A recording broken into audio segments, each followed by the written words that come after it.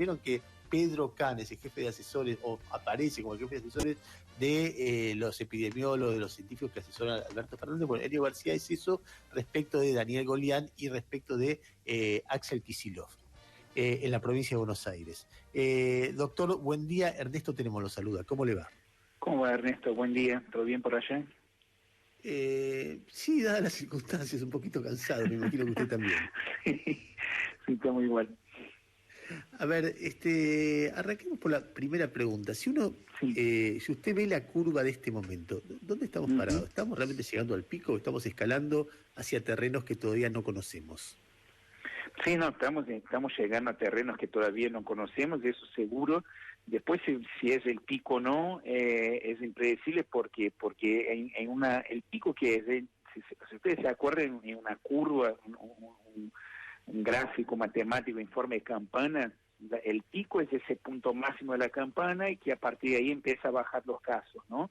Entonces nosotros vamos a ver cuándo es el pico, o si es un pico eso que estamos viviendo, cuando empiece a bajar los casos. Pero además hay una cuestión que es interesante pensar, que no hubo un pico en todos los lugares. El pico hubo en lugares donde no se pudo manejar bien la pandemia, que hubo una saturación de los servicios de salud, que no llegó un momento que no pudo dar más respuesta.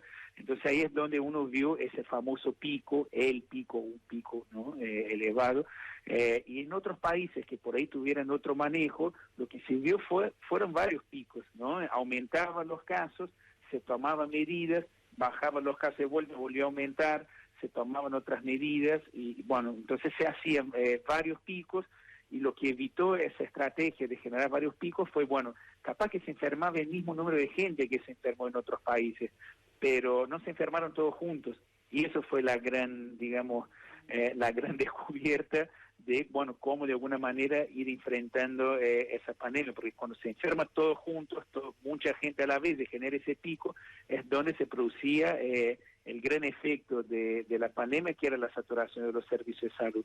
Yo creo que nosotros estamos caminando hacia un pico que bueno, pone en riesgo el tema de los servicios de salud.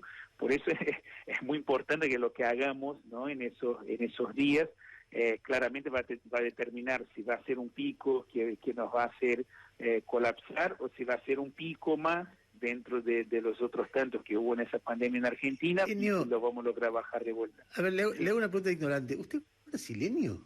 Sí, yo soy brasileño, sí. No sabía, pero lo deduje por el acento y por algunas palabras que metió ahí, que venía, me parecía que era en portuñol, como quien dice. A ver, no, hace 15 años que estoy acá y me sigo con el portuñol, soy muy duro. A ver, lo segundo que quiero preguntarle, la cuarentena, yo sé que permite prepararse mejor para enfrentar el desafío en el aparato de salud. Eso lo tengo claro. Pero respecto del sufrimiento, en cantidad de fallecidos sobre todo, ¿lo evita, lo amortigua o solamente lo posterga? Quiero decir, nosotros no vivimos lo que vivimos en Brasil. ¿Eso quiere decir que no lo vamos a vivir o quiere decir que no lo vivimos todavía? Sí, yo creo que tiene que ver en parte con lo que trataba de responder anteriormente, ¿no? O sea, se posterga dependiendo de cómo seguimos, o sea, con las medidas de aislamiento, de otras acciones de aplanamiento de la curva, ¿no? Entonces, si nosotros no logramos, por ejemplo, esa disparada de casos que tenemos ahora, si no logramos frenar, posiblemente lo que hicimos fue, bueno, tratar de postergar. Igual en esa postergación, ¿qué pasa? Insisto con el concepto de, igual ya tenemos en la provincia de Buenos Aires, ¿no?, casi 40.000 personas que ya cursaron la enfermedad y fueron cursando de manera parcial en el tiempo. Entonces solo ese gano que ya tuvimos ya nos va a hacer que, por más que no logremos frenar ahora la curva de casos, que cuando lleguemos a una etapa de colapso, ese colapso sea más tenue que el colapso que se está viendo en Brasil, por ejemplo, ¿no? O sea, uno supone, de lo que usted dice, que el virus va circulando y al tener efectos tenues sobre la cantidad de fallecidos, mientras tanto, eh, mientras, digamos, no mata tanto como en otros lugares, pero igual va progresivamente inmunizando a la sociedad y entonces los efectos que pueda tener si en algún momento se dispara van a ser menores porque rebota contra mucha gente. ¿Es así? Sí, no necesariamente rebota contra mucha gente, pero la dispersión del virus es más lenta, ¿no? Y lo que estamos viendo, que es una cosa que estamos aprendiendo también y estamos tratando de interpretar lo que dicen los datos, por ejemplo, Argentina es uno de los países que tiene la tasa de letalidad, que sería la cantidad de muertos por cantidad de infectados, de las más bajas.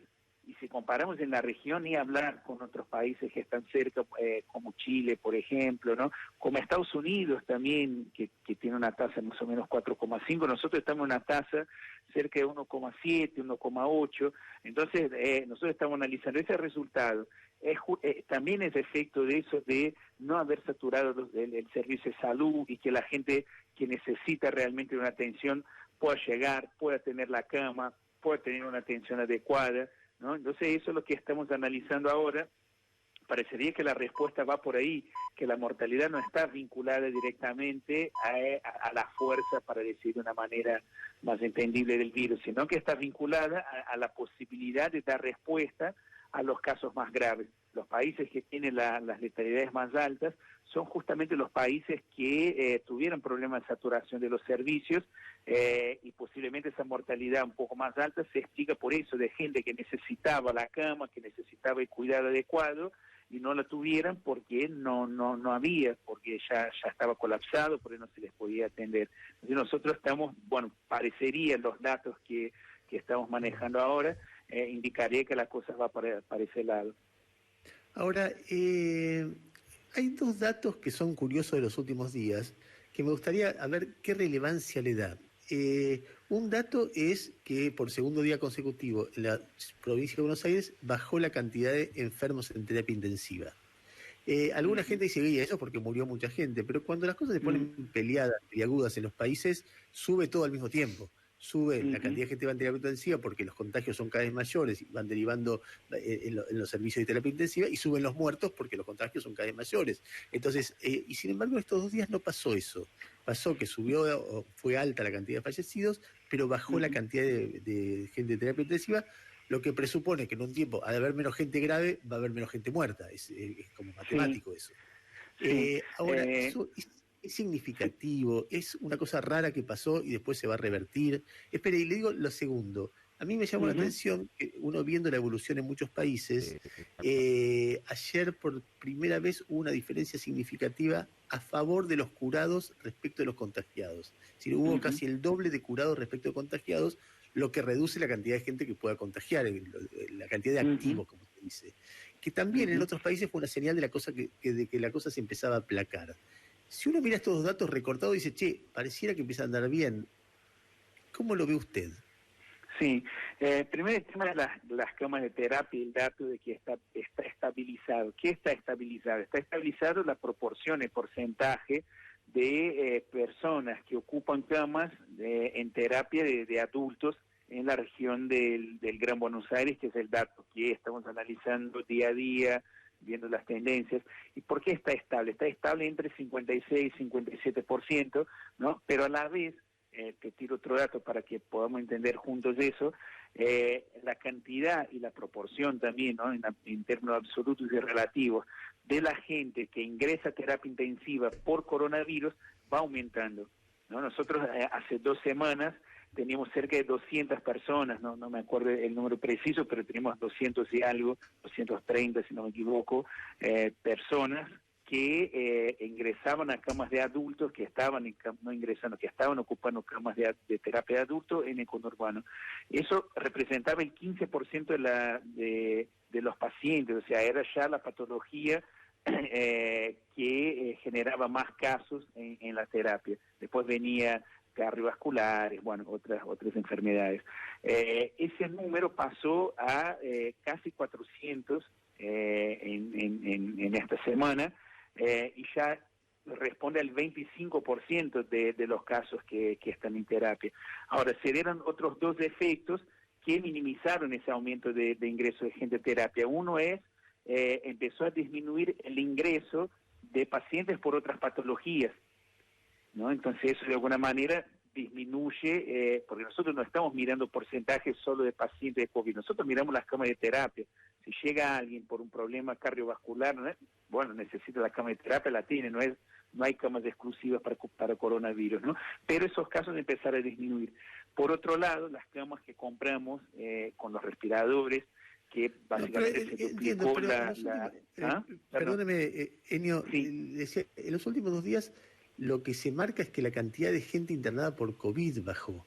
Por eso me llama... No, el porcentaje, pero la pero cantidad no. el número no sé si Gustavo Bortés es lo mismo. Me parece que el número de gente internada por COVID en terapia intensiva bajó, ¿no? Perdón, sí, bueno, buenos días. Sí, el número bajó a 347 de 397 en provincia de Buenos Aires. Es informe oficial eso. Sí, yo te estoy hablando de la tendencia, ¿no? O sea, porque además de eso, si yo miro el dato del día a día, no entiendo la película, como estoy viendo o la serie, estoy viendo la serie y me está quedo bien, con, o sea, está bien. Entonces uno no ve en eso, en esa caída de 50 casos en los últimos 2 días, un dato que sea muy relevante en términos de tendencia. No, de ninguna manera cambia la tendencia, porque la tendencia, o sea, cuando uno ve una curva de tendencia, uno ve picos y valles todo el tiempo, ¿no? Entonces ahora por ahí lo que están planteando ustedes con el dato del día es un valle. Pero bueno, ese valle no me explica nada, yo tengo que ir viviendo la tendencia por lo menos del último mes para entender lo que está pasando. Si no, la información me confunde. Cuando yo veo un pico, por más que después se estabilice de vuelta y sigue bajando, entonces yo, no, aumentó. No, pero la tendencia me indica que está bajando. Acá en ese caso, yo veo que está aumentando. Tengo un valle acá, pero en la tendencia está aumentando. Si durante el resto de las semanas sigue bajando, ahí yo te cambio la explicación. No, mira, empezó una tendencia a reverso, ¿no? A disminuir los casos. Pero, la tendencia Enio, solamente indica que aumenta. Sí. Enio, perdón. Yo lo que sí verificaba es que ustedes llegaron a tener un 6% de crecimiento diario en algún momento de camas de terapia intensiva y que eso bajó casi a la mitad. Sí, el crecimiento estaba acelerado y eso es otro dato interesante que hay que evaluar. No solo el crecimiento de ingreso de casos de terapia intensiva, sino que el crecimiento de casos en general venía muy acelerado, ¿no? Y más allá del dato de ayer, que tuvimos más de 2.200 casos, parecería que la aceleración de contagios venía disminuyendo también desde el 1 de julio, ¿no? Entonces, por eso insisto tanto con eso de mirar las tendencias y no el dato del día, porque si no genera mucha confusión y no explica. Antes de despedirlo, 2 preguntas, señor. Los datos de ayer, que fueron preocupantes la cantidad de casos, esos 2.200 casos, ¿tienen que ver con que se aumentó mucho la capacidad de testear o es con la misma cantidad de test? No, nosotros tenemos un plan para duplicar la cantidad de testeos. Hoy estamos haciendo ya un promedio de 4.000 test por día y queremos llevar a 8, aprovechándonos también de ese desarrollo del CONICET, los 2 kits que desarrollaron que nos permite ampliar esa cantidad. Pero bueno, seguimos haciendo más o menos 4.000 testeos por día y lo que vimos, ¿no? Del aumento de casos de ayer es que aumentó la cantidad de positivos, ¿no? Antes por ahí a cada 100 testeos que hacíamos, ya en esa etapa de la pandemia estamos encontrando cerca de 30, 35 positivos. Ayer encontramos casi la mitad de positivos. Tengo que ver bien cuántos testeos hicimos ayer, porque primero se cargan los positivos, los negativos se van cargando a lo largo de la semana. Entonces posiblemente de acá a 3 días te voy a poder decir, mira, no, en realidad el día de ayer no se hicieran 4.000, se hicieran 4.600 o 4.800. Sí, ¿no? Pero de cualquier manera refleja una expansión que no tiene que ver con un sesgo de cómo se toma el muestreo, ni de cantidad de testeos, sino una expansión real de los contagios de ayer. Es decir, claramente porque aumentó la positividad, claramente. Claro. Enio, finalmente, yo me imagino que una pregunta que usted se va a hacer como epidemiólogo todo el tiempo es cuándo y cómo termina esto. Sí. Y sí termina esto. Yo hoy decía que cuando uno ve la historia de las epidemias en el mundo, incluso las más duras, como la de 1918, en un momento termina porque la población está inmunizada, o porque el virus se hace más débil, o porque se encuentra una vacuna o un tratamiento. Y cuando yo cuento esto, me miran como diciendo, bueno, qué sé yo, eso pasó antes, no quiere decir que pase ahora. Y no quiere decir que no venga una segunda ola. Y no quiere decir que, bueno, va a ser eterno, va a ser un par de meses y se terminó. ¿Cuánto va a ser esta historia? Sí, no, está bien la explicación que estás dando. O sea, siempre las epidemias y las grandes epidemias, ¿no? Uno por ahí, cuando estudia, tiene algunos ejemplos importantes, como fue la gripe española, que mató 1/3 de la población en Europa. Acá en Argentina, la epidemia de fiebre amarilla que hubo a fines del siglo XIX, ¿no? Y fueron todos momentos que produjeron mucha ahí se me fue mucha tristeza, mucha conmoción, ¿no? En la sociedad, seguramente de la época. Fueron también momentos que cambiaron muchos hábitos. Fíjate que lo de las epidemias cambió directamente la geografía urbana de la ciudad de Buenos Aires, ¿no? Que empieza en el sur, claro, de la ciudad y se va extendiendo al norte para ir huyendo, ¿no? De las epidemias. Entonces nosotros estamos de acuerdo con lo que está planteando vos, que bueno, se están buscando soluciones más allá de los cambios en los hábitos que nos vamos acostumbrando, que es difícil sostenerlos, pero que más o menos lo vamos sosteniendo en los temas de higiene. También hay una puesta en marcha del aparato científico mundial de una manera que nunca se ha visto. O sea, todo el aparato científico mundial, la industria, los investigadores científicos, están trabajando casi que exclusivamente con ese tema, y ya hay cualquier cantidad de vacunas en desarrollo, muchísimos tratamientos en prueba. Entonces nosotros creemos que se va a acotar los tiempos de solución de eso. Generalmente una vacuna, para darte un ejemplo, tarda entre 5 y 10 años en desarrollarse. Pero puede ser que si tenemos todas las fuerzas puestas en la solución de un mismo problema, y con toda la tecnología y conocimiento que se desarrolló a lo largo de la historia, podemos llegar antes a desarrollar alguna respuesta científica para combatir eso. Pero después está lo que dijiste también, el efecto inmunológico, que todavía no se vio en el mundo. De hecho, estamos viendo rebrotes en otros lugares porque no es que se han contagiado un porcentaje grande de la población. Vuelvo al comienzo, el problema es que se enferma mucha gente a la vez, ¿no? Pero en España están hablando de 5 o 7% por ahí de personas que se contagiaron en el país como todo. No es suficiente para producir un efecto rebaño todavía, ¿no? Y por eso estamos viendo los rebrotes. Yo creo que la solución hoy, a corto plazo o mediano plazo, viene de la mano del desarrollo científico. Apostamos un poco en eso. Enio, le agradecemos mucho la deferencia de habernos atendido y obviamente que seguiremos conversando en medio de estos tiempos que son tan inciertos, tan difíciles. Gracias. No, gracias a ustedes. Un abrazo.